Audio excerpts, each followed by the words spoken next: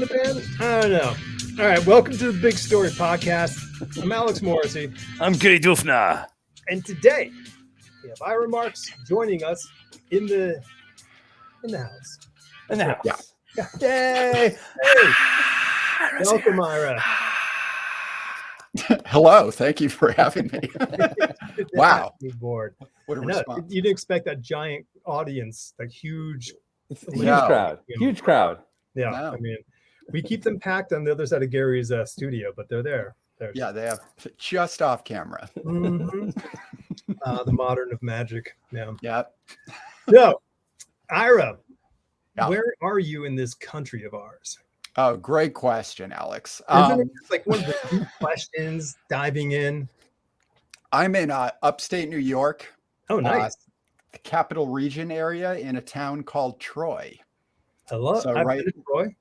Okay, yeah, right along the Hudson River. Mhm. Okay. Kind of an old industrial town that's got a bit of a, revival of, I don't know, art and culture going on. So kind of a cool spot. A cool. bit of New York City flavor here, and then a lot of mostly rural Yeah. New York State stuff as well. So it's a good combo. Nice. Yeah. It's been 15-ish years since I've been to Troy. So it was not up and coming at the time. That was happening on the other side of the river at that moment. So good to Finally hear made it that- over. it's good to hear that Troy is caught on. Yeah, there's stuff going on. That's awesome. That's fantastic. How long have you been there? I've lived here about 10 years or so. Okay. Yeah, I'm originally from northern New York, which is like upstate, but way higher. Oh, so it's like shorts all around for you now. Yeah. And Yeah. we were living in Austin, Texas, and then we were coming back to the Northeast, and we just had some friends in this area. So here we are, Troy, New Yeah. York. That's awesome. Yeah. I think a lot of us forget how far north New York goes. It goes Goes way up. all the way to the top. Canada. Yeah.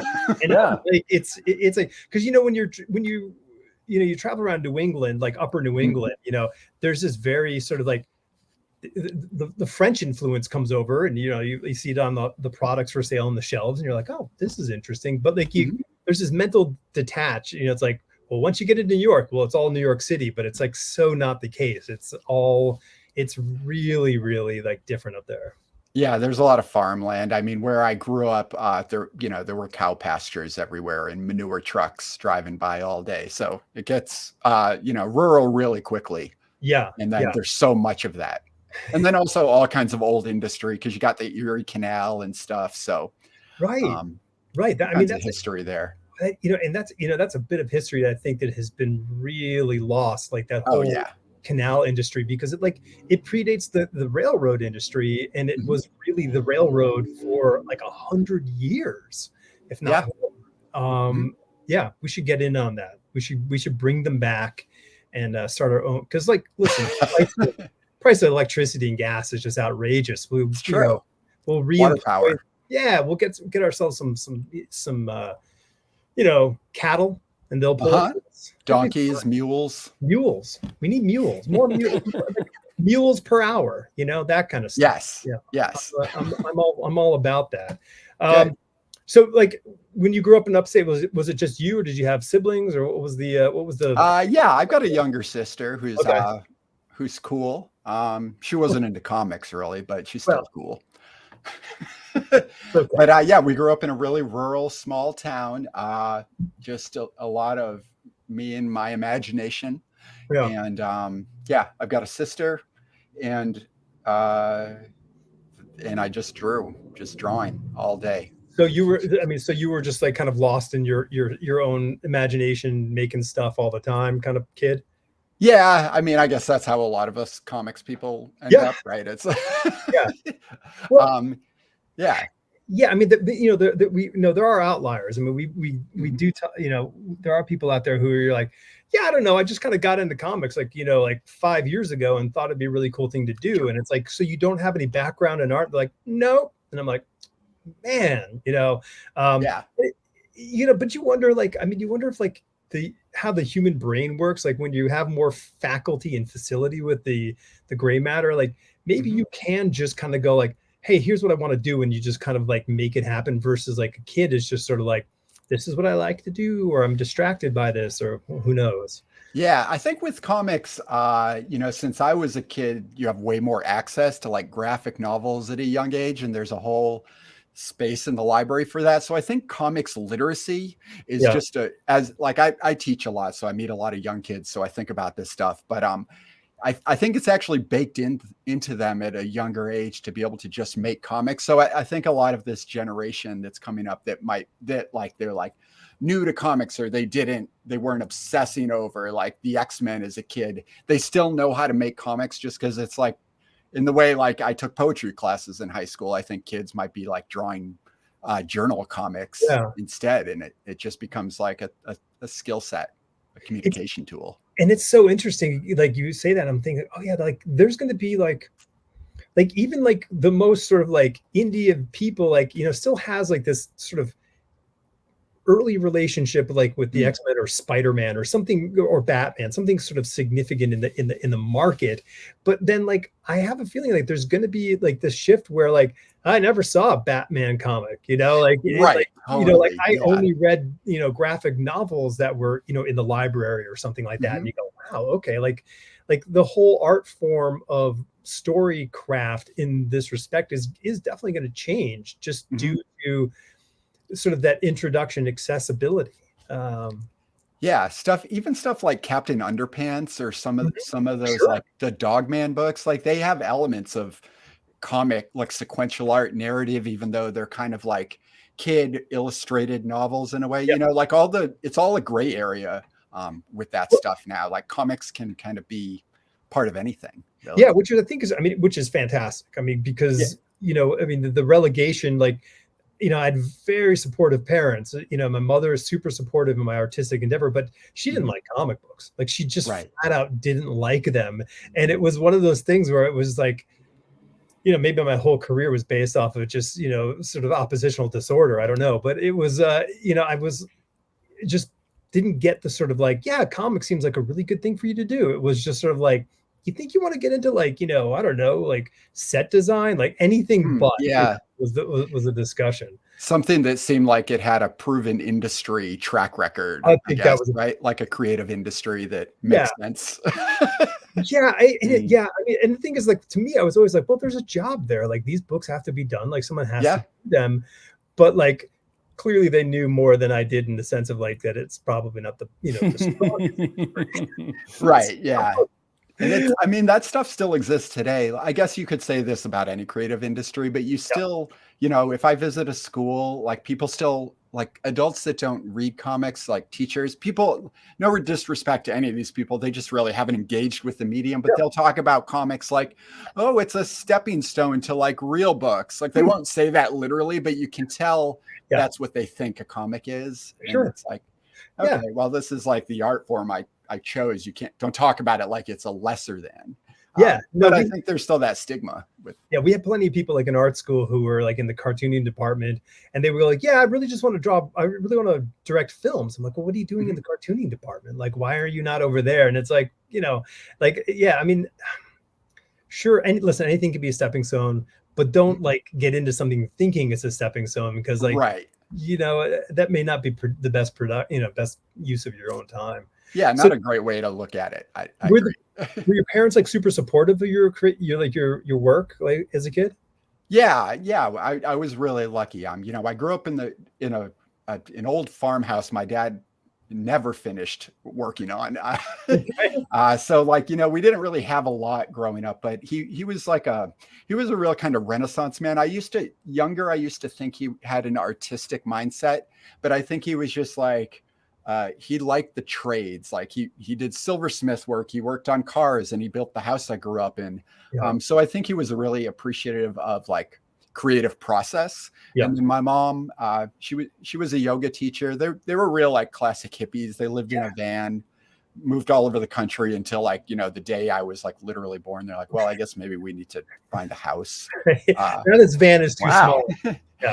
So, we ended up in way northern New York because it was just cheap. And my dad decided he wanted to be a hermit. But, they were always supportive of whatever I wanted to do with my creativity. But you know, it's not like I could, I do looking back, I'm like, oh, I could have used a little more access to some cities as a kid. Like I would have loved to, you know, be a little closer to New York City or something, but you know, it is what it is. Yeah. But yeah, they were super supportive. So I just was always drawing, or, you know, whatever, like computers were kind of a new thing in the mid 90s when I was a kid, like getting on the internet was a thing. So I had my little like technical obsessions like in phases, but I always kind of came back to just drawing comics. Oh, that's cool.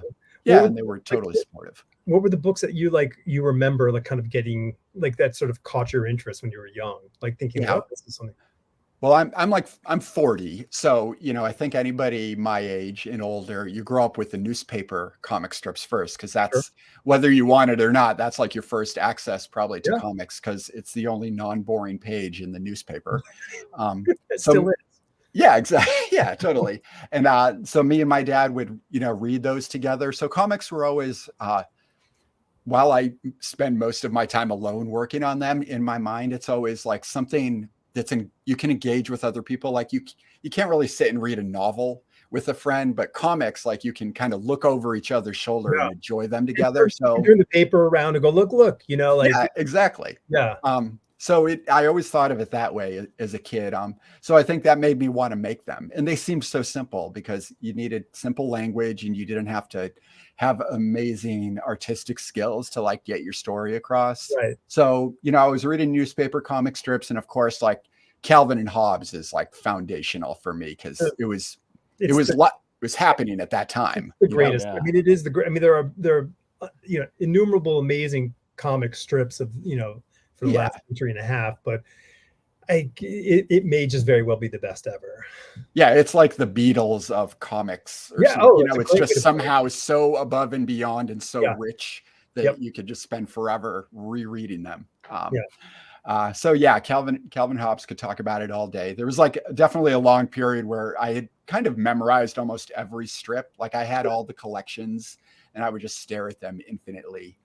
So that was my first kind of introduction to that. And then, you know, like I said, I didn't really live near a city, but in the town over, there was a funeral home. And in the back of the funeral home, the kid of the family who ran the funeral homes opened a comic shop just with like a bunch of boxes of his old books. And then he started getting like new issues. So my friends and I would go in there every couple weeks and I started reading. He didn't really have new stuff. So I kind of lucked out actually, and I discovered like Chris Claremont's run of the X-Men. Oh wow, okay.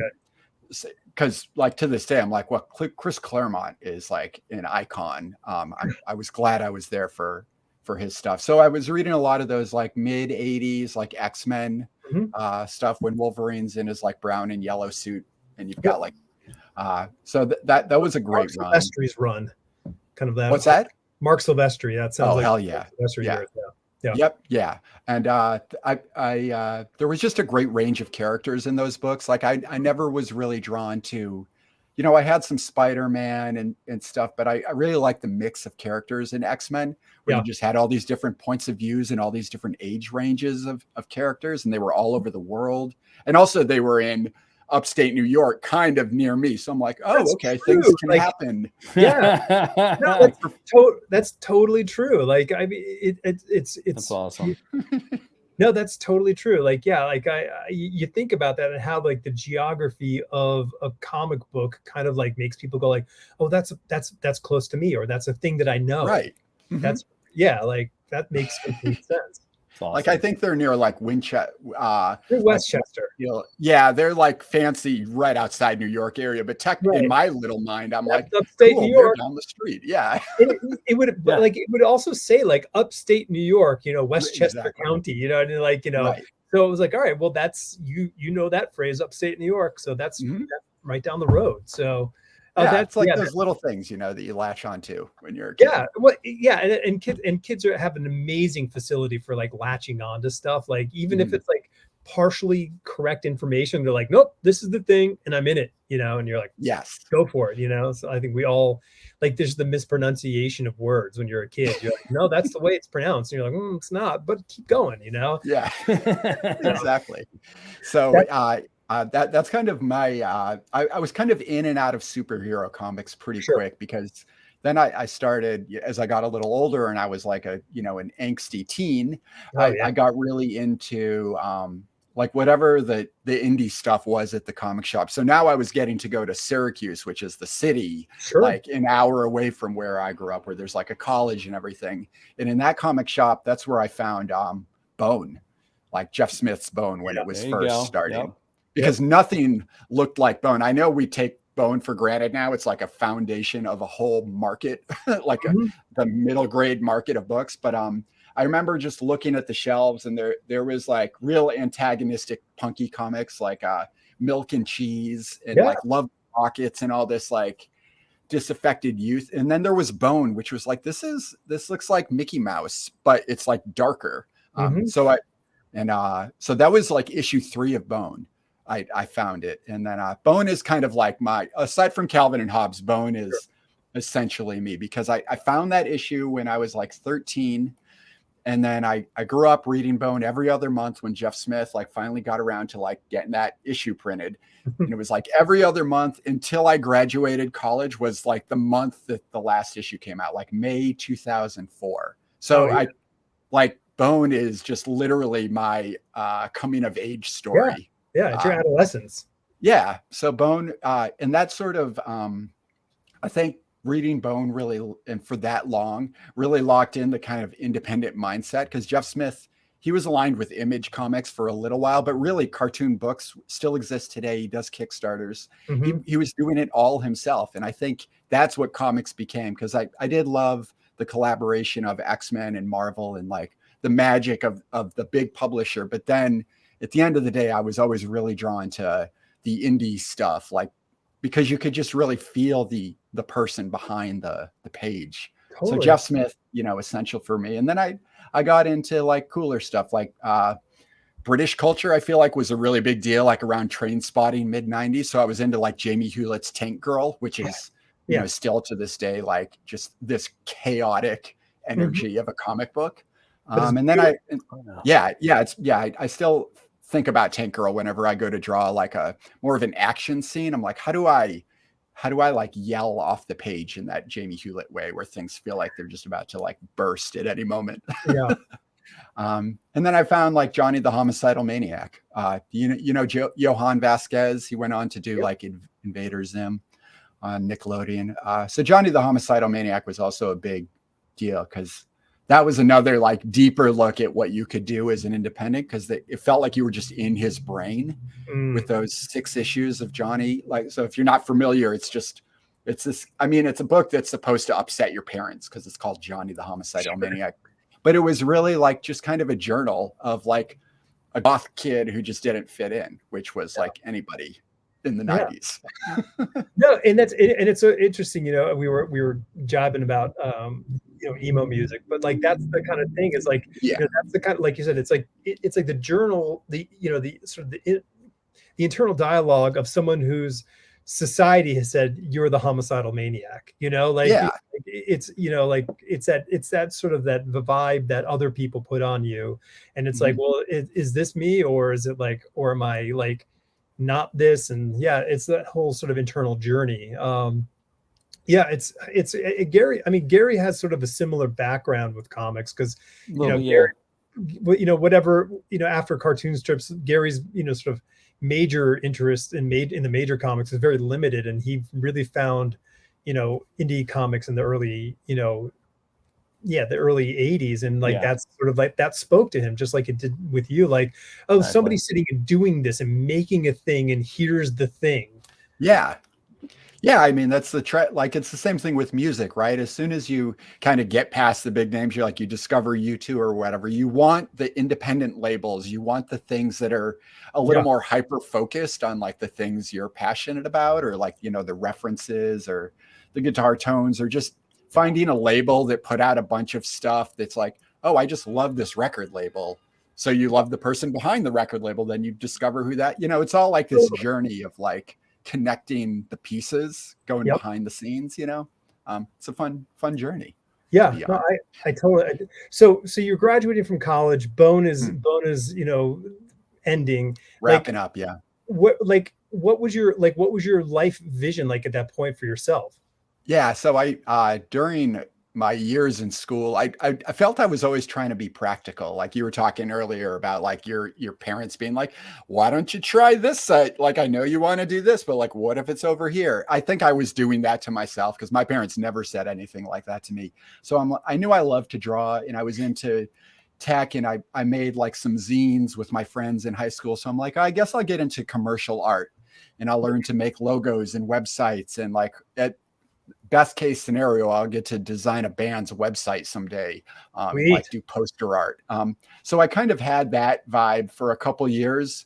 And then I just sort of got tired of Adobe software after 2 or 3 years, and kind of playing around with all these different things, and realized I wanted to get back to like telling stories. That's where I felt happiest. So by my senior year, I was just back into taking, I had a teacher that taught one semester of a comics class, and I'm like, I'm going to do this. So I didn't get to study drawing or comics, or anything like that in college. I just learned a lot of software, which is fine. You know, I made a lot of stop motion videos and stuff like that, and played around with mediums, but I didn't really have any like set training in comics. But by the time I was a senior, I'm like, I'm going to make comics. And by that point, I felt like the indie comic scene was getting bigger. So there, like Top Shelf, like all these smaller publishers were starting to put out books by like younger artists, like James Kolchaka, who did American Elf, was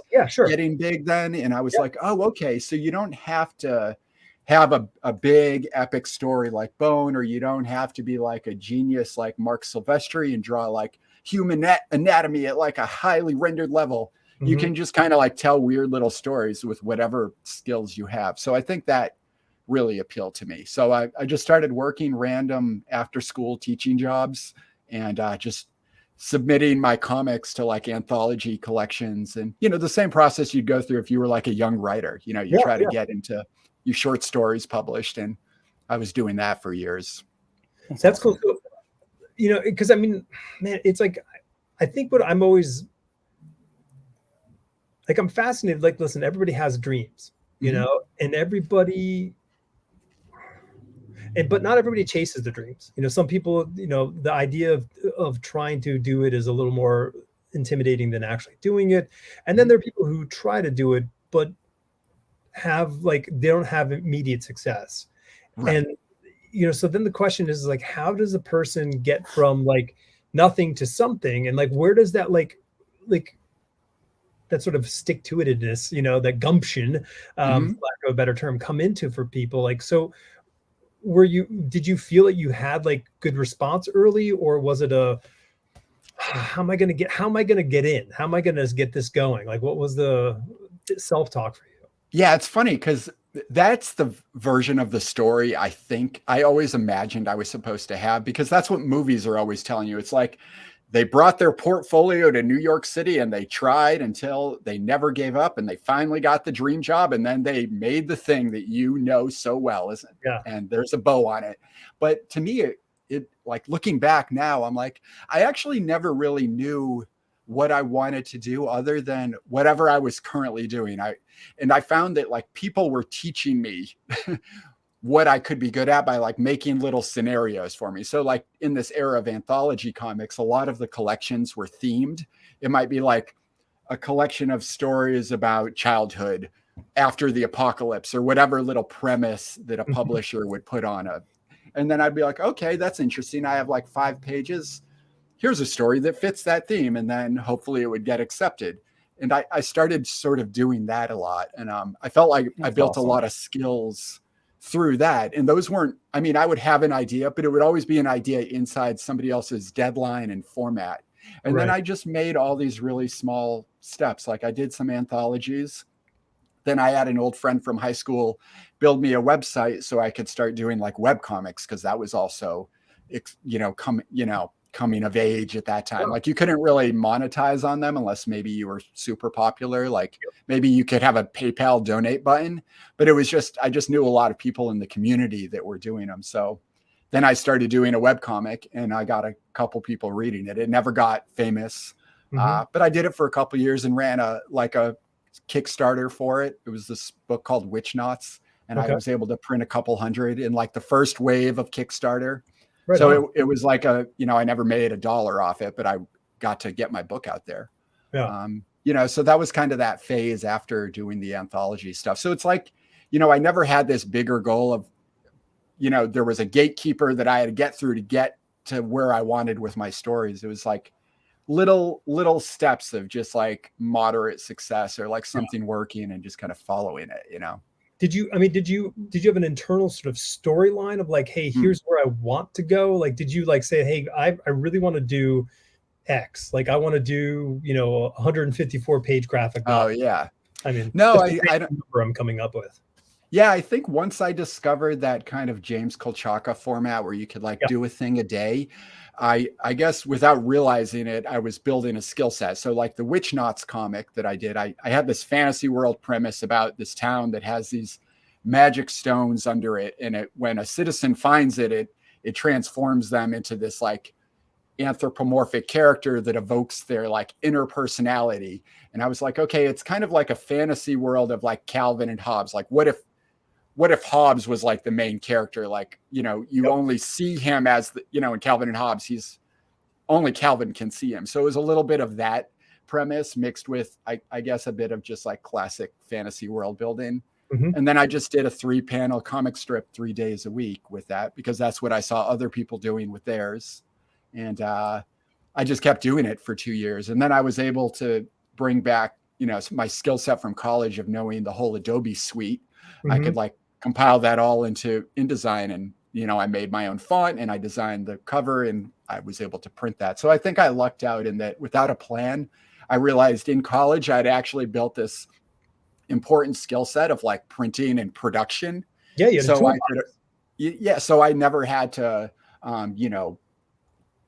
rely on somebody if I wanted to like put a book out. I could make a zine. I knew how to go to Kinko's and like do all that, or I knew how to reach out to a independent press and like, work with them to get like, 800 copies of a hardcover done.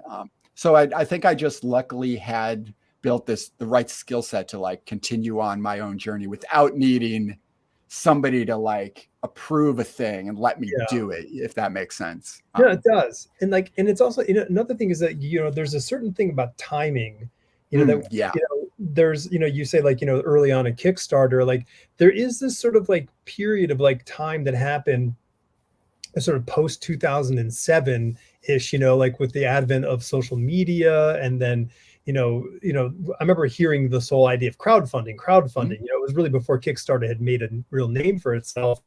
And because I think it was birthed out of crowdsourcing. So like there's a whole kind of, movement in the early 2000s of crowdsourcing information. Like how do you gain information from a larger audience? And, it's this kind of incremental thing, and to now the point, like, the whole, ability to make a comic book where you don't know if you have the skills. You don't need to know how to use design or any of these sort of extraneous, tools, you spent time learning, or Gary spent time learning, I spent time learning. It's a really interesting thing because the barrier gets pulled lower and lower to more people can kind of bear and go, hey, I have something to say. And I think that's pretty wow. Yeah. So you did Kickstarter. How was this, by the way? You're in the middle of a Kickstarter. Oh, hold on, Alex. I'm losing you in that last sentence. Let me close Alex, a couple tabs. You're breaking up, Alex. Oh, is it him? Maybe. Yeah, it's him. Okay. Because you're fine and I'm fine. Oh, okay. Yeah. Am I fine now? I can hear you, but you're kind of frozen. You're the sound like that. I don't want to talk like that. Oh no. I do have like 900 tabs open, so I thought it was me because I'm. Let's see some artwork, man. I want to go through some of Ira's work, his new book he's putting out and stuff. Oh yeah, that's true. Timeline where we almost caught up. Oh hell yeah! There we go. Right. Shark Summer. Can you hear me? Now yes. I can hear you. Okay. Yeah. So So when did Shark Summer land? Right. Okay. So just to connect all the dots here, after I was doing the self-publishing, I did a second Kickstarter for another book I was working on. And then I had an agent reach out to me. So when you're talking about, luck, like I just lucked into that in the same way I kind of lucked into Kickstarter existing all of a sudden. So I had never actually thought that I had a place in any mainstream publishing in any way. And it just like never really occurred to me. I'm like, I guess I'll just keep kickstarting and doing random teaching jobs. And I felt pretty fulfilled because I was able to teach comics, and I loved Scott McCloud. Like he was my idol. Yeah. So I'm like, okay, I'll just keep doing this. But then I had an agent reach out to me who was like, hey, I think we can sell this idea. And it was for this book called The Aquarium Drift, which actually wasn't even a comic. It was like an illustrated adventure novel. It was like this giant sea serpent high seas adventure book. So we started pitching that for a while. I wrote a couple drafts, and I had this idea in my head that I was going to like maybe be like a middle grade young adult author. So I had my goals set on that with that agent for a while. And then after like 3 or 4 years of trying to get that project sold and a lot of rejection letters, I was like, I got to go back to comics, because I know my agent found me through this other thing, but comics is like actually what I'm good at. So then we started pitching comics again. Okay. Nice. And Shark Summer is the thing that found me someone. And of course, there were like a million other fantasy and sci-fi projects that like nobody was picking up on for years. But then finally, I found this editor who liked my work, and she's like, what do you got that's not fantasy science fiction, that's set in kind of a contemporary real world that's about younger kids, about like the story of a thing that existed? And I'm like, I don't know what you mean. But I was like, sure, I've got something. So I like sat there for a while, and then I had the idea for Shark Summer. Pop up, which fit the bill for her. Yeah, no, I mean, as you just make that description, I'm like, yeah, that fits all the sort of the criteria checklists. So what was the thing that just kicked off the idea for you? Like, how did you frame that idea? Because it is a really interesting approach to a story. Yeah, well, it does come back to that. I feel like as a teacher, I always like to point this stuff out, because as y'all probably felt growing up, like there's always, when you read a Bruce Springsteen biography, you're like, one day we were writing songs and next day we were out on tour running the world. I'm like, wait a second, there's like little steps along the way. So I always try to point out the little steps. So for this project, it was just this weird filter of like, I love movies. I never aspired to be a filmmaker. I live nowhere near that culture. So I was like, I'm never going to go to Hollywood and be a director. But in my heart, I was like, I love directing. I love the world of cinema. That was like always my biggest passion. So I was like, I could tell a story that I know well, which is the story of the making of Jaws. And I kind of wrote it up as a comic pitch. And because I knew this editor enough to have a sense of what she was looking for in other works she had put out, I kind of like took this premise, which was actually inspired by a podcast. Do you ever listen to, it's not on anymore, but it was this podcast called I Was There Too with Matt Gorley. Yeah, I remember. Yeah, absolutely. Yeah. Yep. Yeah. So he had one episode that was a little out of the usual, where he would have, so the premise of the podcast he would have like a character actor from a famous movie. So you'd be like listening to an episode where it's like, oh, that's Vasquez from Aliens. Right. And you're like, yeah, I never really thought about her career and her role in that, because she's cool, but she's like still a secondary character. Yep. So it was like all these stories of like the thing you don't think about with the movie. And he had an episode about going to Martha's Vineyard and kind of visiting a tourist shop where they were selling Jaws merch. And I was like, oh yeah, Martha's Vineyard really got warped in the public eye after that movie. And growing up in a small town, having parents that were like artisanal people, it just sort of like resonated with me, this idea that like a movie can like capture the imagination of a country so much that it changes how we look at a place. Which you think only like political stuff does that, but it's like, no, movies like can do that too. So I took that angle, and that was basically my pitch. I didn't really have characters. I didn't know what the story was going to be. I was just like, it's I got a story. It's about kids on Martha's Vineyard in 1974. The moment Spielberg shows up with his film crew to make this movie, and that just like captured her imagination. And that's all I had to start. That's all you need. No, it's so interesting because totally. I mean, it's funny to get an agent. In a book deal, you have to have like the whole thing put together typically. But like if you already have the agent is like, so let's come up with, what do you got? Like what can we spin into the next thing? Which is which is great, because that's sort of like way more like musician producer relationship versus like label person on the outside with demo tapes relationship. So exactly. Yeah, go ahead. I was just going to say, like, talking about like building aesthetic and all the skill set that a young cartoonist builds over through their 20s or till whenever something locks in for them.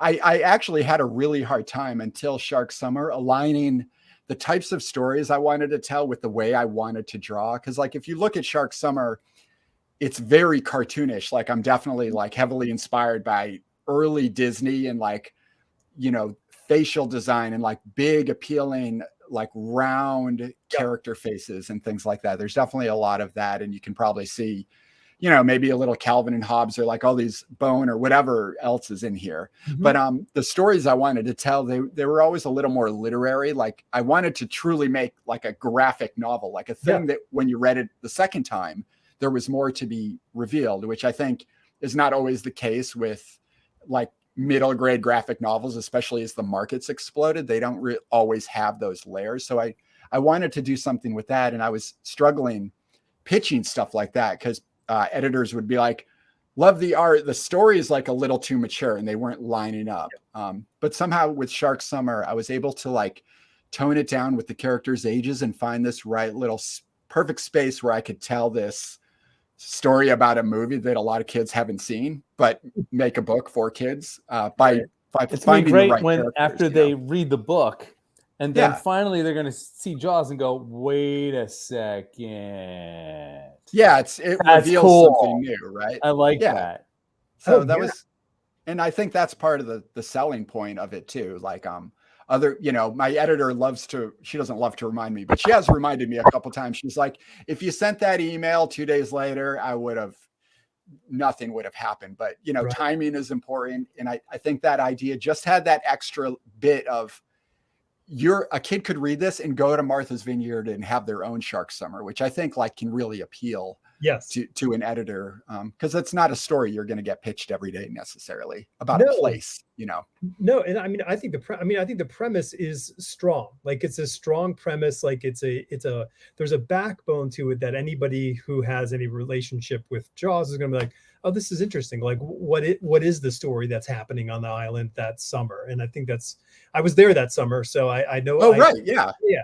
So, that was our summer getaway place, is going to the vineyard. So, well, can you tell me a little, like what, can you imagine what it was like? Did it feel special in any way or, I have older siblings and they probably have a far greater, memory of it. I think I was 6-ish at the time, I turned 7 later that year. So I think I was 6 years old. And I don't have like a huge, great, clarity of it. But what I remember was the rigs, you could see like the rigs that they used to move all the stuff around for the movie, but also the rig to move Bruce around.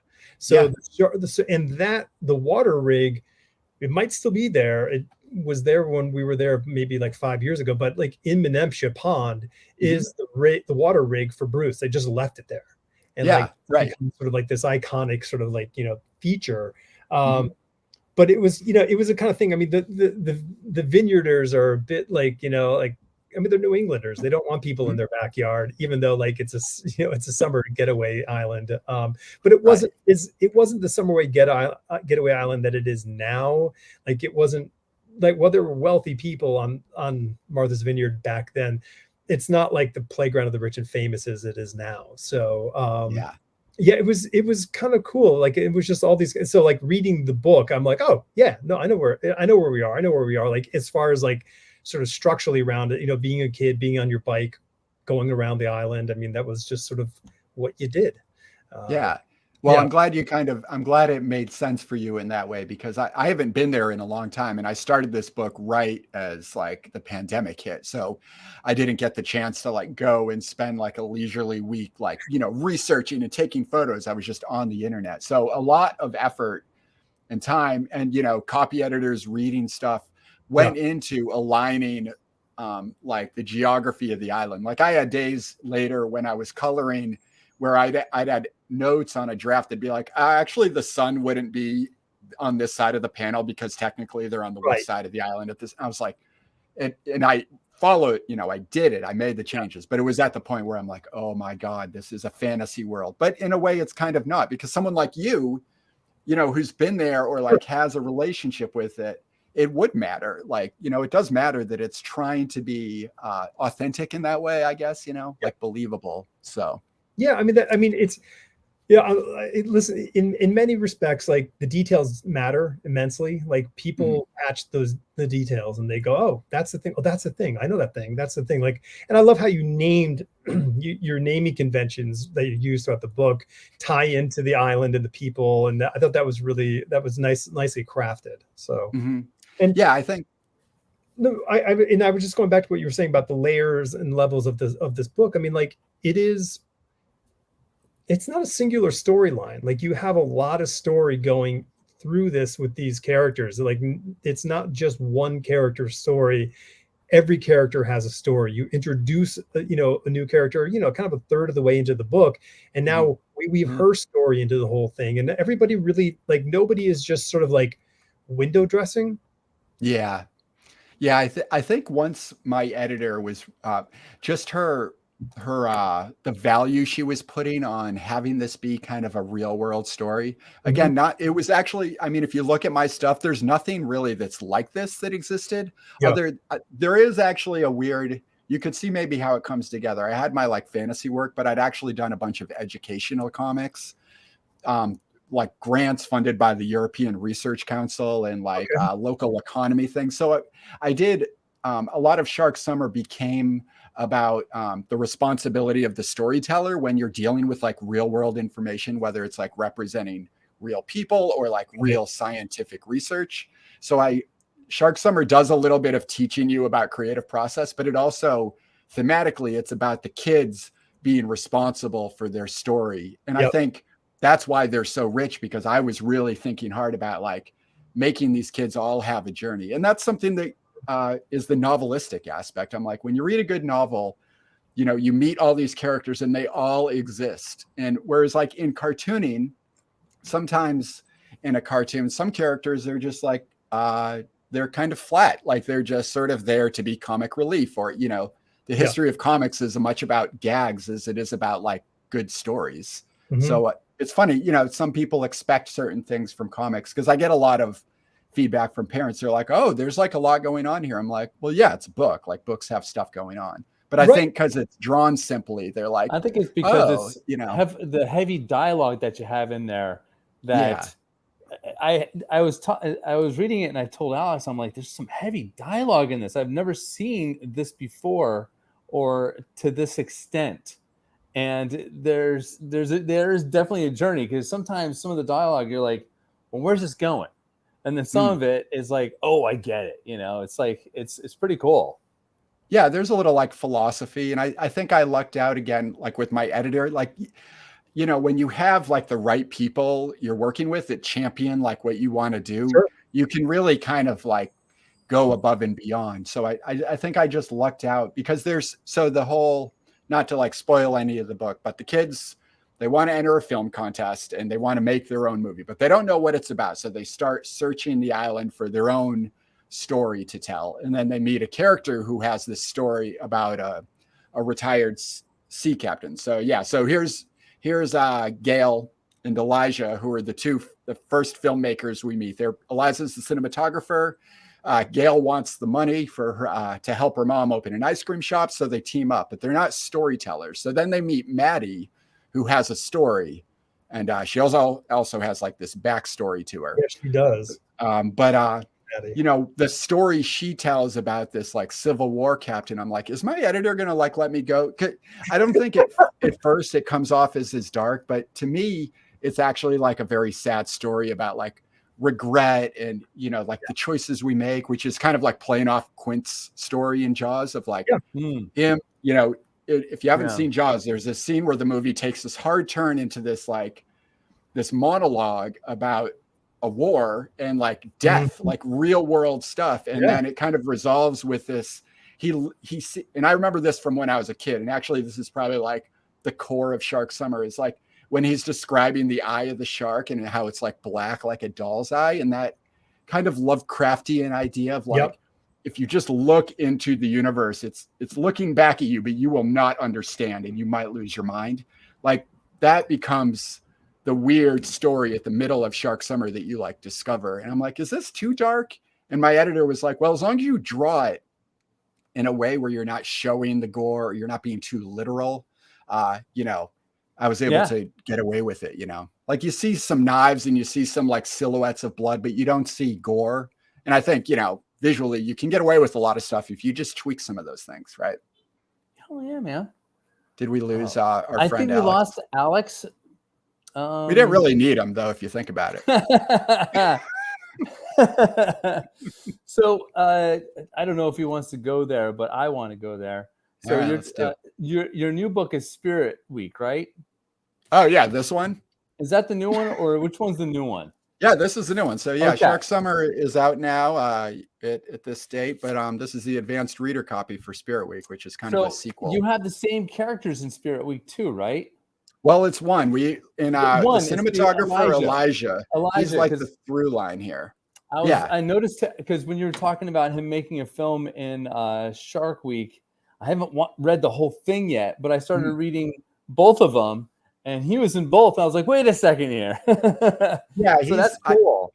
He's like, I don't know, you have this with your stories, I'm sure, where you kind of latch onto a character that becomes like the asset that, for me, Elijah wasn't a character that I come up. Usually I write darker characters, but he's like this warm, loving friend character. He's not burdened by like his creative ambitions in the way some of us are. So I realized, if I keep him in the books, it'll lighten the tone. So Spirit Week, I think, is actually a bit darker than Shark Summer and more complicated. But Elijah helps find some levity in the story. Yeah, I started reading that other book, Spirit Week, and I was like, "Ooh, I see what movie you're playing with on that book." And I was like, "Whoa!" Yeah, so we go from Jaws, a summer action movie with some gore. I guess sort of a horror movie, but mostly like just a classic blockbuster. And then the sequel, I was like, "Ooh, what if I do The Shining?" Yeah, you're doing The Shining now. I'm like, "Whoa, he's doing The Shining." Yeah, we're in the hotel, and oh my god, it's crazy because the premise of the first one was pretty clear, like what it was, and that like I think it was like, in a snowcat. I'm like, wait a minute, like that was like my like. Is that where you went? Oh, I saw it when I was reading it. I saw the hotel. I was like, I know where they're going now. Yeah, this one is a little more like I don't know what this word. So I'm doing a series. I'm on the third one now. I'm like I have a script for it, and I'm starting to do some concept what art. What book is that? Well, I could tell you at the end of the episode. Right, don't tell me. Don't tell. But so in Shark Summer, it's like, okay, we're in kind of an alternate reality where Martha's Vineyard isn't quite the Martha's Vineyard we know, but there is a movie called Shark, which is kind of like Jaws. So in the second one, I'm like, well, there isn't a movie called The Shining, but there is the hotel, but it's not exactly the hotel. And there is kind of a Stephen King writer in there. So it's kind of like this warping reality as this series kind of builds that will let me talk about kind of a movie or the world of a movie or the character tropes or like adaptation or whatever, all these aspects of like cinema. Well, so the second one, you can do anything you want with it. You can go anywhere you want. It's like, you're repurposing the Lego, it's like, exactly. Go up the set and you're like, cool, but I'm going to just change things around here and like make your own thing. Cause it's really like when you have like, can I name the weatherman, or I guess the weatherman's name? Like, like it's a very clever spin on the name. And I'm like, that's like it's fun. Right. It's real fun. Yeah, it's like, I guess if we're lucky, we get to like tell the stories that excite us and like make us curious. And I feel like I've gotten really lucky. I'm like, 5 years ago, or even like 4 years ago, I wouldn't have been like, oh, can I combine like my interest and passion for movies with my comics and have this kind of a line? And somehow it is. And Shark Summer is like doing well enough where I got to make Spirit Week, and Spirit Week seems to be like doing a little better in the pre-sales, and so I'm doing a third one. Oh, that's awesome. And the third one, like and like think of the books, with these things, like I think about the readers, and I think about when I was a kid, and when we were young, the market that these books are in did not exist at all. There was no like middle grade graphic novel market filled with a diversity of like narratives and authors.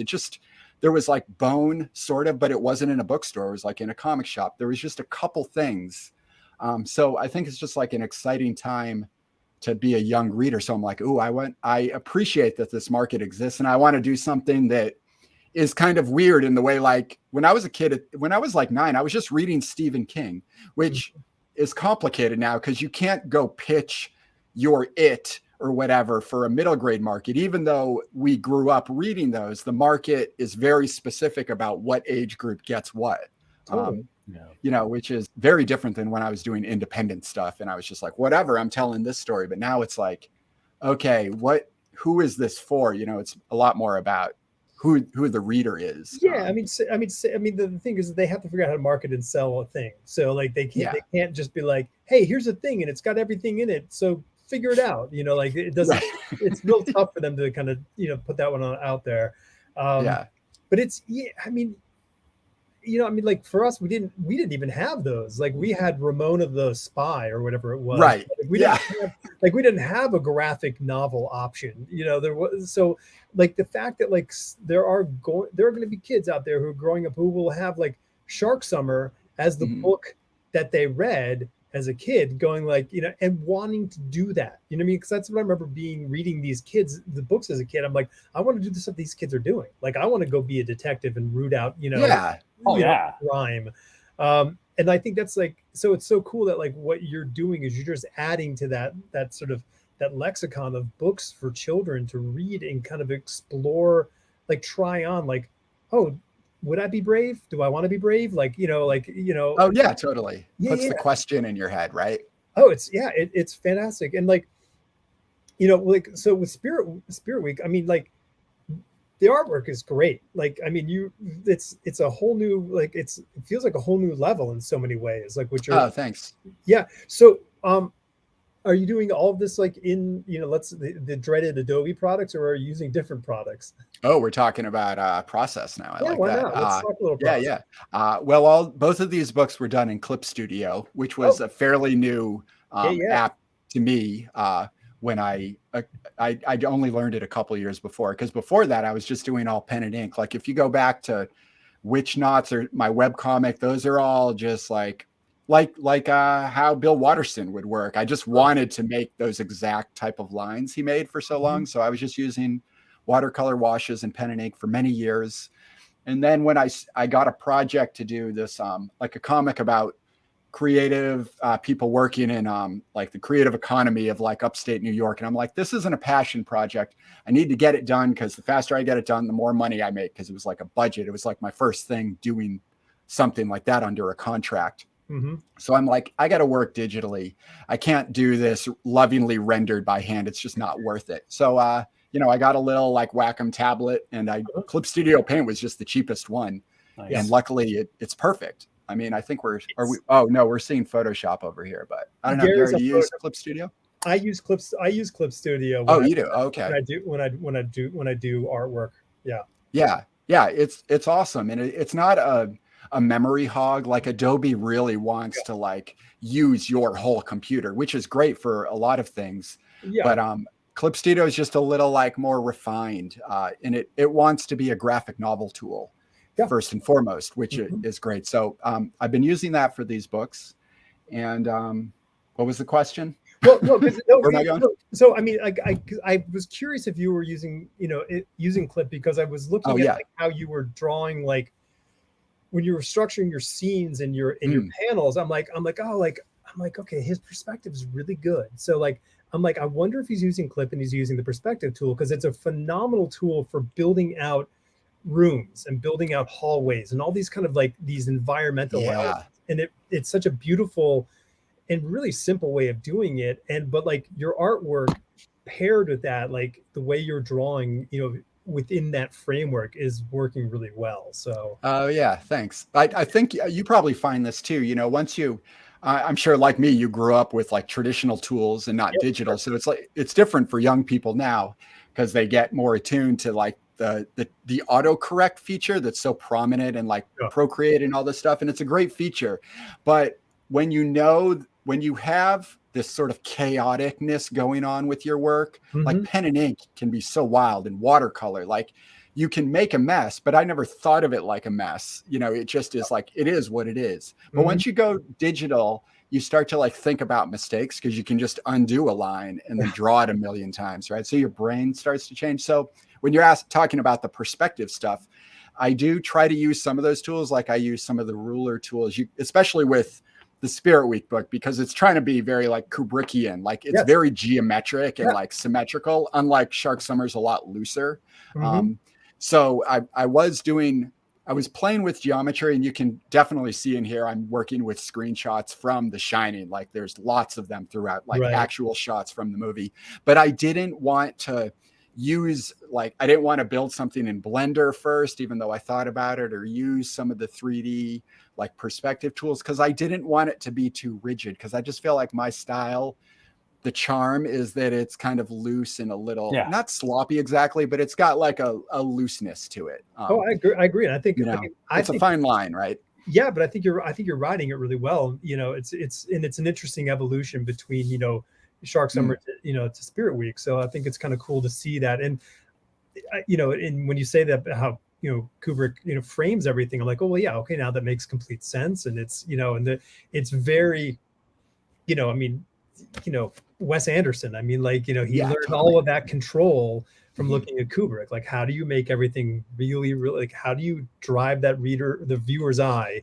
to where you want them to, you know, to look? So yeah, and that's like the story. I mean, that's why I think I loved film, because with comics, you didn't get those interviews you didn't really know the creators at that level, but with cinema, you know these directors' stories. So I think that's why I would gravitate to that industry, because you could learn more about how, you know, Steven Spielberg frames a shot than you could Mark Silvestri, because people just weren't interviewing him at that level, even though comic artists frame constantly. You just weren't reading those stories. So I have so much point of reference through cinema for my comics, because those were the creative stories behind the scenes I was getting. And now you can learn way more about comic artists. You can just like watch a live stream forever. I'm doing it right now, watching Gary work and like thinking about what he's doing.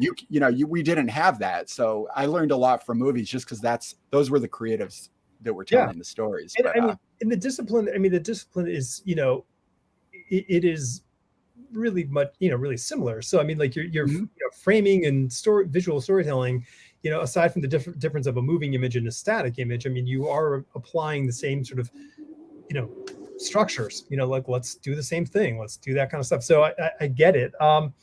So when you're like, you know, using this page, like like this page is like, so like, what are you thinking? Like how do you like your thumbnailing process? Like, what is that? And then what do you go from that point?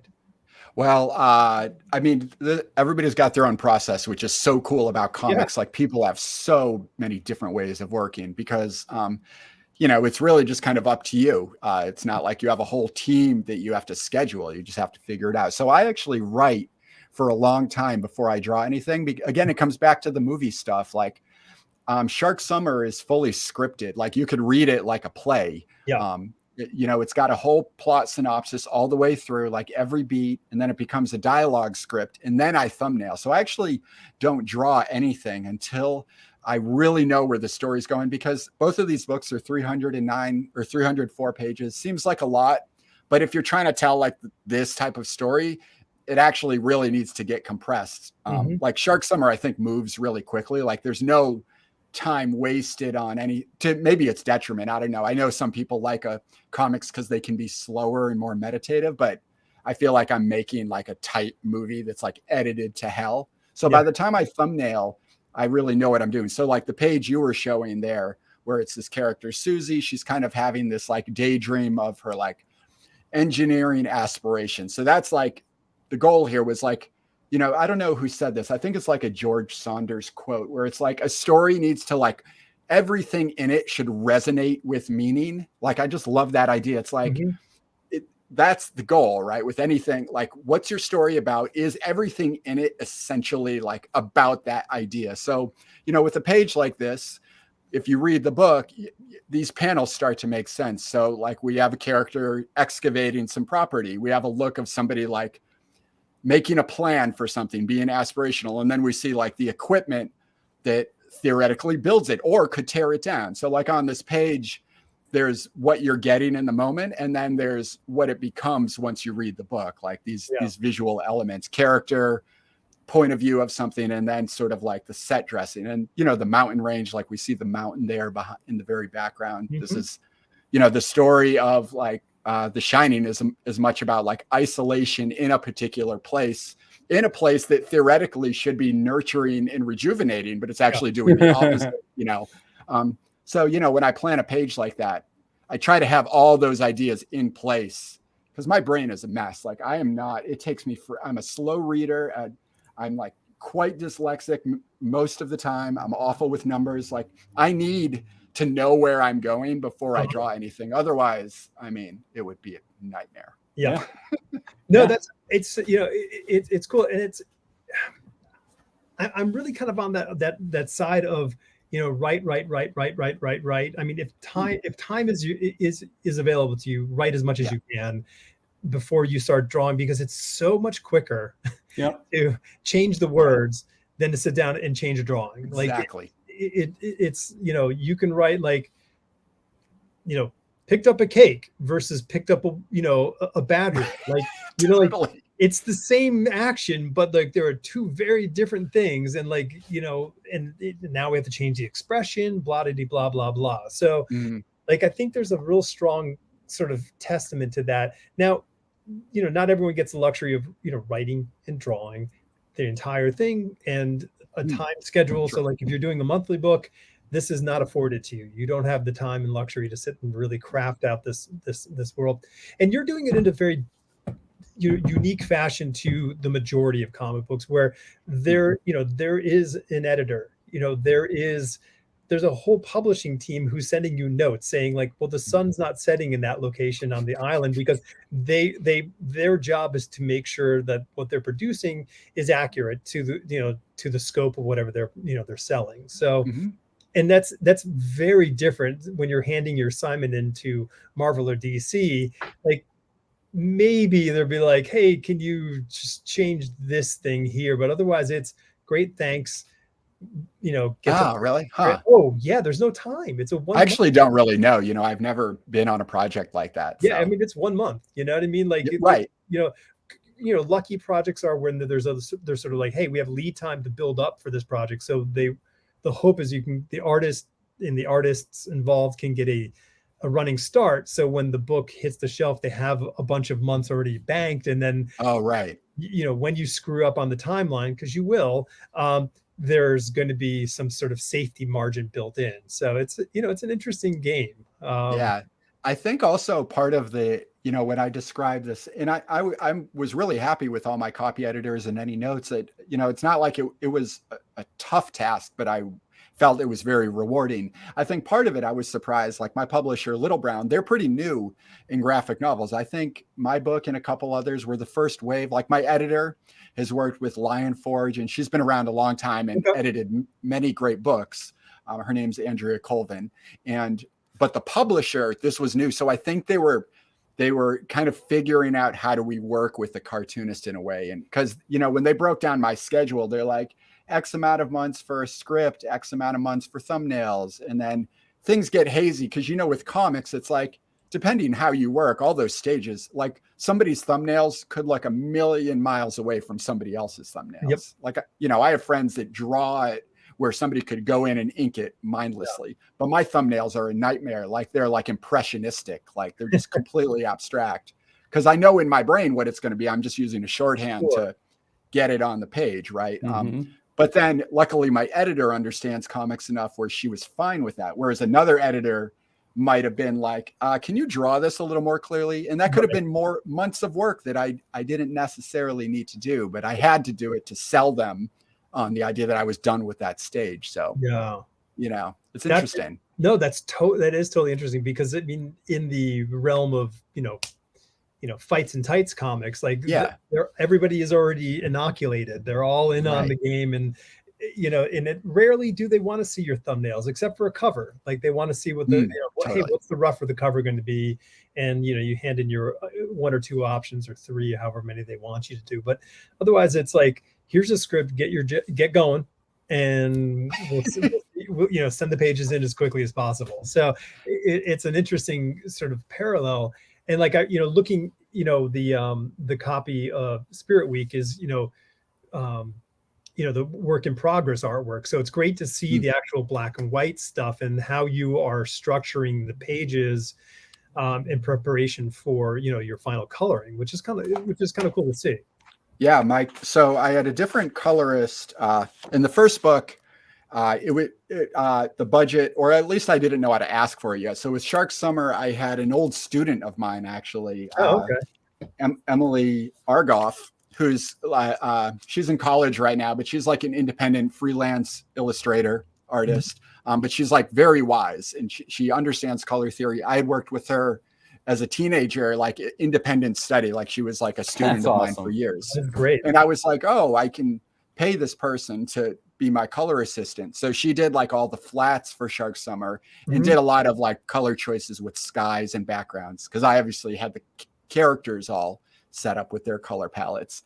So that was that process where she did a great job, but she was mostly flats, and then I went in and did shading and adjusted things to my liking. But with Spirit Week, I have another colorist who actually works on more like monthly comics, like, and this is his first graphic novel, and his name's Addison Duke, and his work is amazing, but he had never done like a graphic novel before. So we got in a good rhythm, but there was this big window of time where we just weren't aligning his schedule right, because I don't know how somebody else works. And there were months where we should have been like, okay, we got to hit these marks of like flats. This all needs to be done, because he's used to doing 30 pages a month, and he works fast and he's really good. But a 300-page project is way different than like a 30-page issue, because he would juggle like maybe 3 or 4 projects at a time. But when it came down to like doing this, we had to spend a couple long weeks where I was like right in there with him, and you know, it is what it is. But hopefully I get to work with him again, and next time around I'll have a better sense of like how we meet in the middle, because he just had a totally different process. So we both work on comics, but yeah, the type of project can like really change, and who it's for, you know, market wise or in publishing wise, can really change how you go about it. Oh yeah, the sort of the expectations are very different. I think that's interesting. So how does, like, I'm totally into the whole graphic novel market. I think it's great. I think the breadth of it is wonderful. I love the boldness of a beginning and end. Here it is, the story, and that's it. Because the model of, you know, comic books isn't that. You know, it's it's stories, and they keep going on. I mean, even if it's a limited series, they're put out every month. You know, and so you kind of have this sort of built-in model of that, but this idea of getting a thing and then it just kind of ka-chunk, here it is, sit down, dig in. And I think, you know, we have this sort of era of trade paperbacks that we're in. So I think the market is very much in tune with that. As far as readership goes, but you don't see that happening with the major publishers as much. They're not really producing a solid book. You know, they're producing a book in stages, versus a publisher who is saying, hey, here's the book and we're doing one thing, and it's this one chunk and giant story. So how do you, I mean, do you like that? Like, is that like the Yeah, well, I think it comes back to, like growing, I listed some of my influences earlier, but like maybe fundamentally some like industry influences that I think about, like the way I want to work. It's like Watchmen, when that like trade paperback came out, that was such an important thing. Like story aside, even just the way it was made, like I learned to really like love Alan Moore and thinking a lot about who's the artist on that? Dave Gibbons? Yeah, yeah. Love you, Dave Gibbons. But like the way it kind of came together to be this one like super concise project, I think I found that really admirable. And I do love the book, but the way it exists, I think is so cool. Like even just down to the color scheme, that like bold sans serif, like the black and yellow and the smiley face. It's like the branding on that book was so cool as soon as they put it together. And I think that's why that's got to be a big part of its popularity. It pops off the shelf. And when you adapt it into a TV show, they just take that look. And I'm sure that sold it for HBO. Just that, even though the show was amazing, just keeping that branding like is so cool. So I thought about like a lot about how that stuff is packaged. And then at the same time, Art Spiegelman's Mouse was massive, which is like this really meta narrative within a narrative, dark story, but done in a really cartoony way, but also just one thing. So I think I always look at those as if ideally, if I ever have a place in the history of comics, it would be like a thing like that, just like a single book. And while this is kind of a series, like Spirit Week is sort of a sequel, it's not really a sequel. It's just like, what's the next logical step of this idea? But I just love the idea of like a single package. And while I do like, I've read a bunch of newer Marvel, like Jonathan Hickman, like is a writer I'm like following. I'm like, this, and I read that, I'm like, oh man, I would love to do something like this, like write an epic, like fantasy version of like the X-Men. But I think at the end of the day, like, I just want to make these like single little packet, like a little pop song, like a 2.5 minute pop song is as amazing as like a rock opera in its own little special way. I mean, listen, I don't like, I mean, listen, whatever the Gunslinger series. I mean, that's Stephen King. Those are books, but they continue on, or an Agatha Christie series. I mean, like these are, we have a character and we're keeping a character in the storyline, but it's not next week. It's whenever the next story happens or happened before. Who knows? And I think that's kind of cool. I think that there's something. You were talking about, Alan Moore and The Watchmen, and I wonder, like, I wonder if Alan conceived of it initially as one singular story. I don't know. I never thought about that. He's, listen, Alan Moore is a comic book writer, and he was a comic book writer for a decade, leading into that. And you wonder, like, or maybe like he was just, dyed in the wool as a comic book writer and was like, hey, here's my comic book idea, which is this 12 issue 1 year storyline. Because you wonder how different he would have had to have constructed it to not be issue, where you have to, you get that month-long break of going, can't wait for the next thing, like versus just turning the page and being right there with, like, I think, so because I mean it is a powerful piece of work, but would it have been too much? Is it one giant chunk? I don't know. Like it's that's true. I never I guess, like, I've looked at the script pages, but you're right. I don't I never, to me, when I read it, like growing up when I did and finding it when I did, it was one book. So to me, it seems like a story that was written as a whole piece. But you're right. It's just as likely that it could have been like, not sure where this is going, but I've got this great premise. But the way it wraps up, I mean, he's a master. So, and anybody can pull the magic trick of it was always supposed to be like this. Like J.K. Rowling would love to be like, oh yeah, Harry Potter always had to figure out. Like, you definitely didn't. But like, when you read a thing, you're like, it was always like this. And I just always, that magic around Watchmen is always prominent in my mind. But I mean, I think about this with TV shows now, because like right now there's a new season of Stranger Things out, and it's like, there's episodes of that are like an hour and a half, and there's going to be one that's like 2.5 hours. It's like, what is a TV show anymore? Like everything doesn't even, it seems like it's designed to be the next cool marketing idea is to not as much be like what suits the story, which is kind of a shame, because sometimes you're watching a great show and you're like, great show, episode 3 sucked, and clearly that's the one they jammed in there because it needed to be like 9 episodes. And comics, I mean, can feel like that too sometimes. You're like, okay, we're kind of spinning our wheels till the next thing or whatever, or I mean, need to set the pieces up or something. I mean, I think I think there's an interesting excitement to the whole thing, because I think television, when streaming became a thing, they were still doing like sort of longer runs. And then they realized, like, we don't need to do 12 episodes or 16 episodes, let alone 20. Like, we can get away with, 10 episodes. And now they're like, get away with 8 episodes. We can get away with 6 episodes. Like, whatever the thing is, like, I'm fine if you say, hey, this season is 5 episodes. Sure. And they're all great. I'm fine if you say it's 11 episodes. I don't care. Like, I don't need symmetry. I don't need regularity. I just need something good.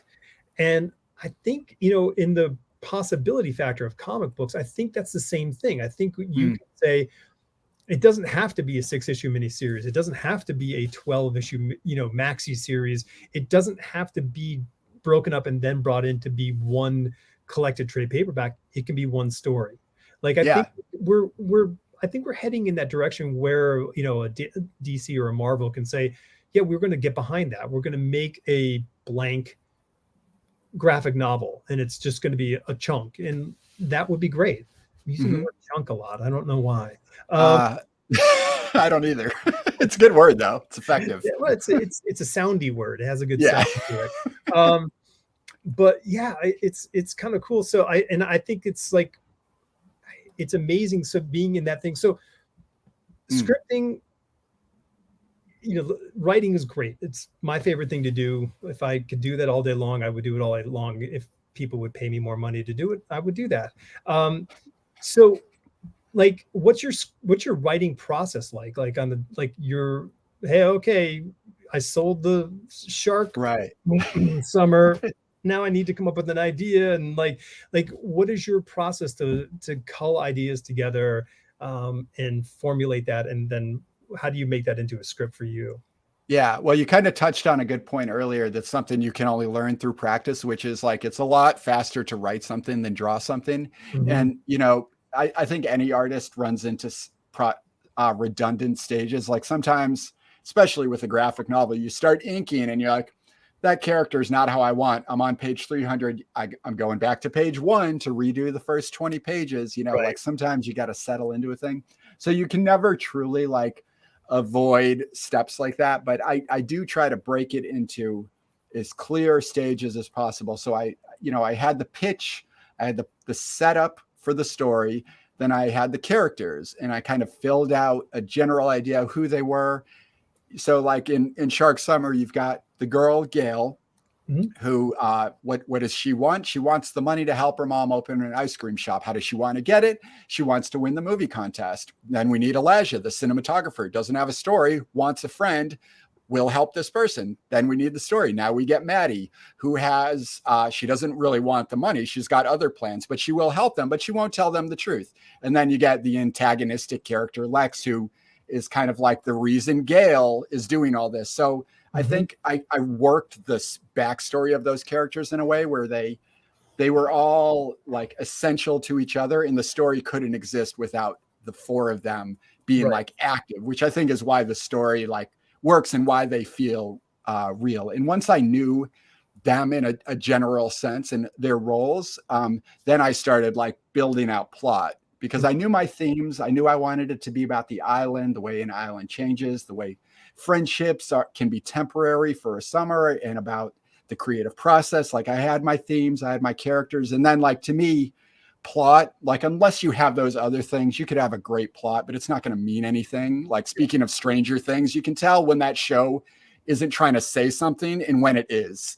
Like, when things are just happening and they look great, but you're like, it's ringing hollow. Like, so I think a lot about that. So by the time I get to plot, I know what each scene needs to be about. And then because it's themed around Jaws, I start like thinking about, how do I fit Jaws in? Like, what's the story the kids are telling? How does this all build up? Like, and then I plot out the scenes, and then I start, I have just Google Docs. I got a spreadsheet because the book had to be like around 304 pages. And we know with comics, it's like, that's part of the magic, I think, of the restriction. Like you have X amount of pages, X amount a month. Like, Stephen King these days can just write all he wants and they adapt the medium to fit him. But comics aren't like that, which is why I think they remain like kind of exciting in a way. So like a graphic novel can, yeah, exactly. And a comic, I was like, this book is going to be 304 pages long. So I had my spreadsheet with my scenes and then page numbers. And, somebody else might be like, look, dude, like maybe put a little artistry in your process, like stop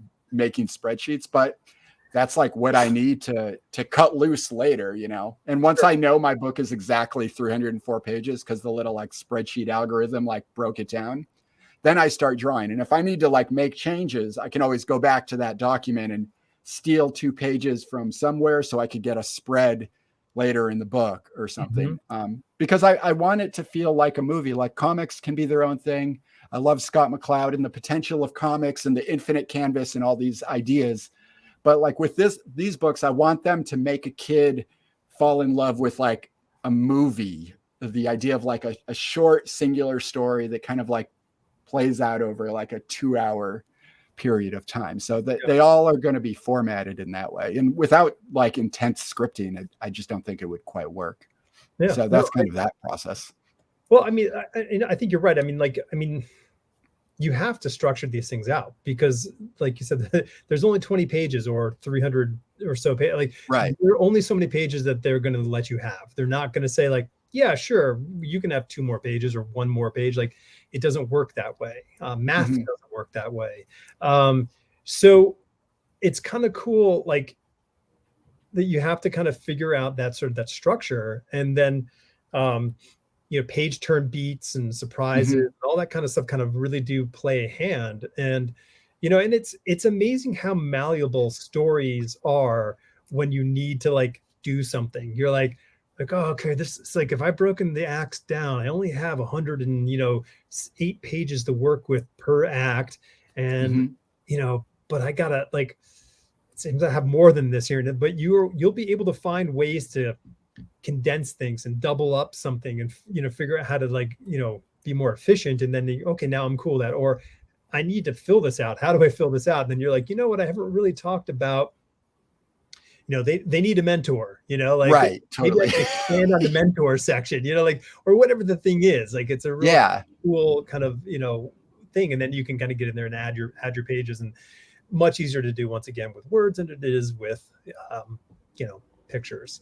Yeah. And when you have elements like that, there's the mentoring scene. Like if another artist was telling this story with, the themes they value, they might not have the mentor scene, or it might be way shorter. But for me, it's like, this book is kind of about how much work it takes to make a movie or a comic or anything. And like how it's kind of magical that it happens, because to me, like once you learn to appreciate that, you just learn to value this stuff, and you don't argue about the dumb things about how like The Last Jedi sucks because of whatever, you can actually just maybe like look at the cinematography for a while, or think about the score. Like you can think about all the magic that comes together, not just like that first response. So I kind of wanted the book to, there's a scene where Elijah is just like rattling off random movies he loves. Yeah. And he's talking to a prop maker. He's not even talking to a famous actor. He's talking to like a dude so far behind the scenes, you'd never know his name.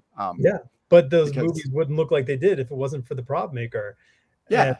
And it also gave you an opportunity to kind of like change up your style and have some fun with fun with different effects, and make the pages come together. But then like the magic of the propman's, shop, like all these kind of cool little, it was fun.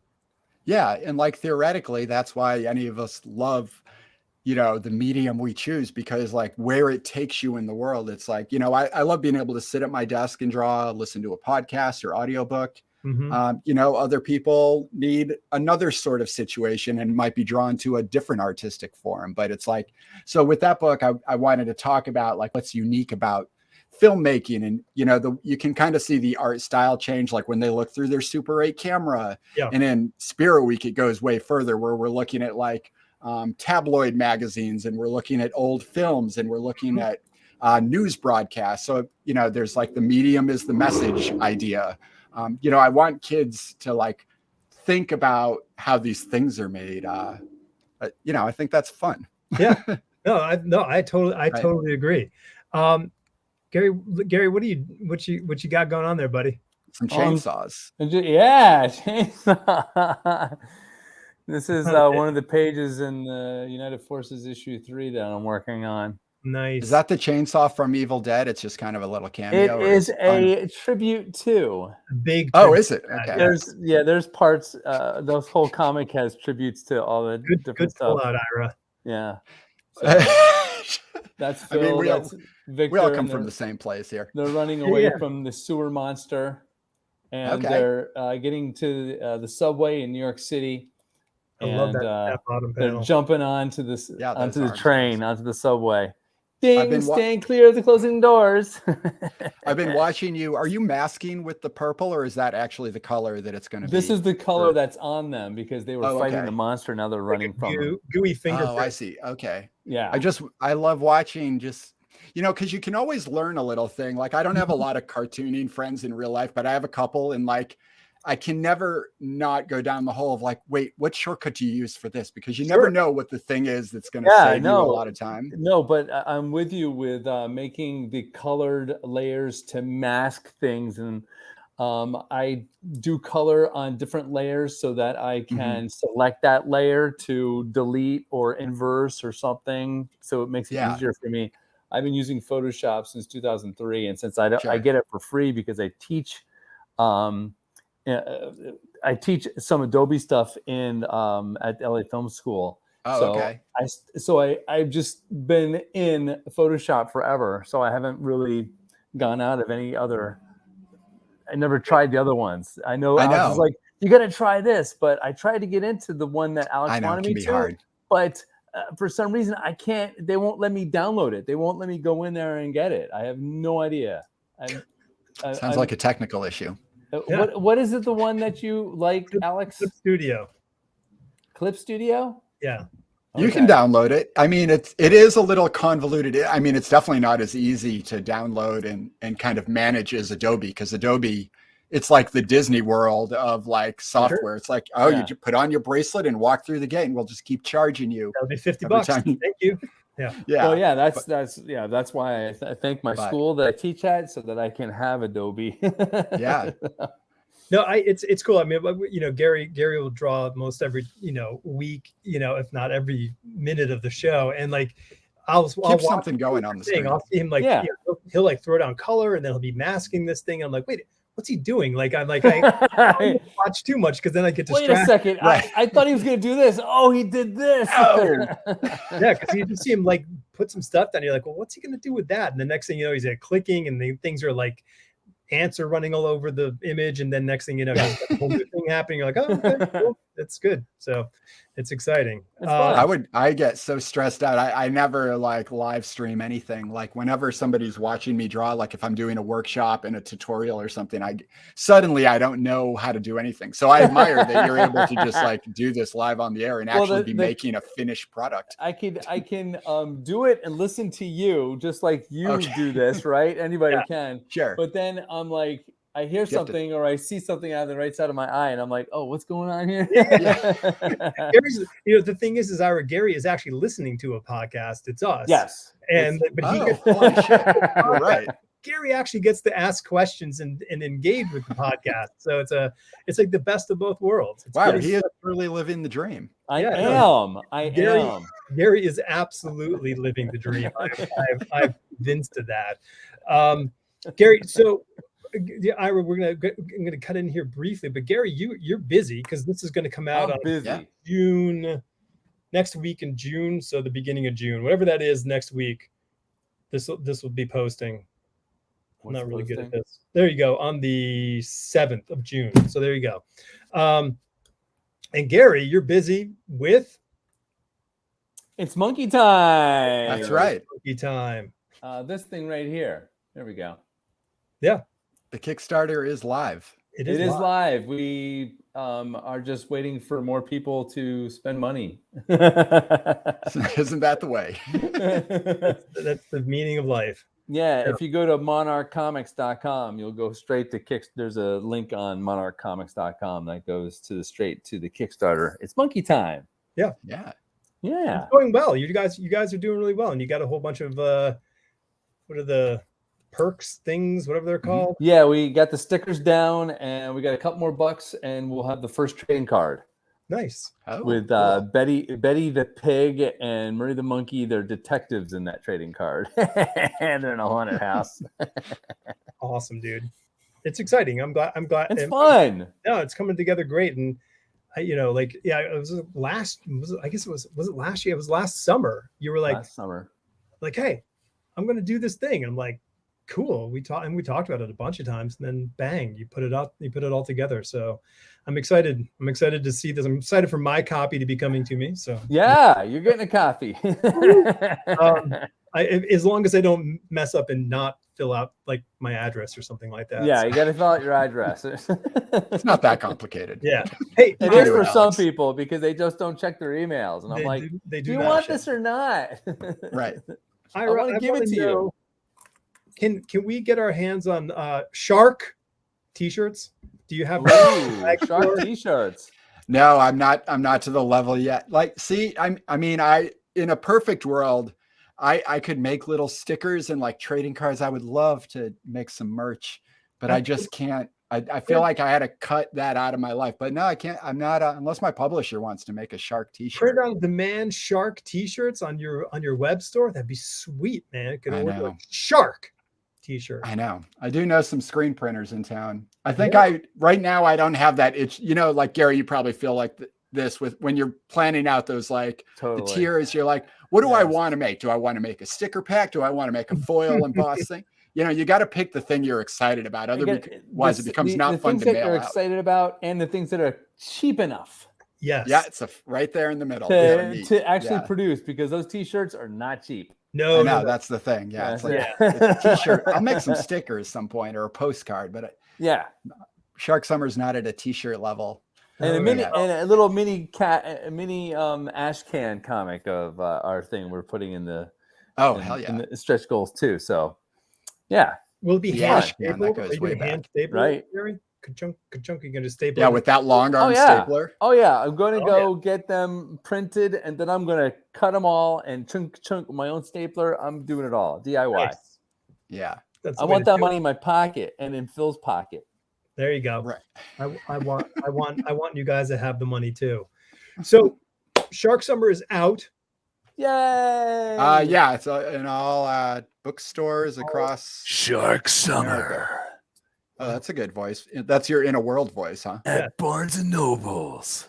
And your local bookstore, hopefully. And your local comic book store. Oh, I don't know about that, actually. I don't know. What? You got to get in the comic book store, dude. But like Little Brown, it's not like a publisher. You know, that it's not a publisher you'd find in a comic shop. That's the weird thing. You gotta get it into comic stores, dude, because the comic store down here where I live called Blackbird Comics, they do everything. Kids books, comic books, everything. Okay. Maybe it's in more than I know, but yeah. You got to do it, man. I went down there. The reason why I just started doing it's monkey time is I went into the comic store and they have a section for kids books, and I saw Dogman, and I'm like, yeah, shit, I could do that. Right. I'm doing it. It's like, God damn. Yeah. You know, I mean, I started looking through that book and going, this is really fucking good. It is good. Dogman is really good. And it's like the easiest to draw. And I'm like, how can I draw easier than what I'm doing? Because right now, this is a little bit more skillful than Dogman, you know? Right. It's leaning up a slight age group. Like, it's tough, man, to draw like that, to draw simplistic. Yeah, like a kid. It's so hard. Right, to reduce. I mean, that's like the magic of Eric Carle, like those children, you know, Harold and the Purple Crayon, like the pure simplicity. Yeah. It's just from a different place in the brain, honestly. Because Eric Carle, he was like a graphic artist. Yeah. Like, I feel like comics are naturally complicated for some reason. Because that's what you grow up with. The stories are all so like interwoven. to try to switch gears into like the dogman zone, you have to undo a lot of what you think makes a story. I have had to, Right. and I'm like, man, I'm trying to bring in my inner Calvin and Hobbs when I'm getting the brushstrokes and stuff, like the tail on Marie on this cover right here. I try to it's definitely a Hobbs tail. Yeah, that's a Hobbs tail. That's tribute to Hobbs right there, man. I can see it. Yeah, the way you do the line runs outside of the it goes outside. The containment, the hell with containment. Just let it go. You got to have that fun. That's fun right there. Yeah. It's whimsical. It's fun. It's I don't care. Let's do this. But you care because you don't want to ruin it. You got to take your fun seriously. You got to take your fun. Okay, sorry. Oh, it's all fun. It's all careless fun. I'm crazy over here. Yeah. So when is Spirit Week hitting? Like, when is everyone when is that? Well, Spirit Week, you can pre-order now wherever you pre-order comics, and it'll be in bookstores October 25th, right in time for Halloween. Oh, that's awesome. The dream, like putting out a Halloween book. I'm so excited. I spent 18 hard months getting this ready in time to have it come out the next year after Shark Summer. So hopefully it pays off to turn it around that quick. But that's not a lot of time. You did a lot of work in that book, bro. Me and my editor, everybody that was like spell checking while I was coloring, while I was still inking secretly. Like it was kind of a nightmare for some people. But you love it. That's what you thrive on it though. The third book is going to be a couple years out schedule wise, so I'm getting too old to turn something around that quick, I guess 300 plus pages every year and a half is impossible for me. A young person's game. Can you do less pages and get kind of like the same price? Can you do less? Well, when you're talking about like the dogman market really does open up like what a comic can be. And I get what you're saying, where you're like, oh, I can do that mentality. So like, theoretically I could, but I think that's why I had to pick this as a series, because I think it opens up too many questions of how I could draw something. So it's going to be roughly 300 pages and it'll look similar with if anything, it'll get a little richer color-wise, I think, because now I have like a real colorist who's willing to do like some of the extra work to make the color do a lot more storytelling. That's great. So, I think if anything, they might get a little more complicated as they go. But I'm trying to like keep it in this upper middle grade market is where it sits. You're supervising it. I think I think your stories are right there. Like I think you're in that sweet spot, with your sort of your subject matter and the sort of the levels and layers that you're putting into the story. So right on. I'm super excited, man. I can't cool, I can't wait to see. I mean, we're fortunate we get to actually read Spirit Week in advance, so this is good. But it's good. It's great. I can't wait for everyone else to get their hands on it as well. So thanks. All right. This was a nice talk. You good, Ira? You okay? Yeah. I'm fine. Yeah. Okay. Oh yeah, sure. I always look like this. Okay. Thanks for coming on, man. Yeah, thanks, guys. You guys are awesome. The show is awesome. I listened to a bunch of episodes. Oh, sweet. I was what's her name? Who does the cool frog comics? Leanna Stout. Yeah, I love her stuff. I was just listening to you guys do that episode. I'm like, oh man, I would love to have a reason to talk to her. She is. Like, I mean, to feel like you get to hang out with a mad scientist, like I kind of feel like that's where I was. She's just unbelievably talented and just in tune with like the thing. I love her work. It's in a category of its own. Like you can't even you couldn't make that happen if you tried. Like she's just like it's familiar, but it's also like totally new in that perfect way, it rules. She's doing her thing, and I think that's we're all very fortunate for that. Well, hey, everyone, go to IRA Marks on Instagram or Twitter, and then was it lnk.bio/IRA Marks, so you get all the other information. That's an easy thing to remember. IRAmarks.com has it all also. There you go. IRAmarks.com. And like, click subscribe, whatever. Everybody played the music. We're just going to stop this crap. Back Gary's Kickstarter. That's right. Get on there and buy Shark Summer.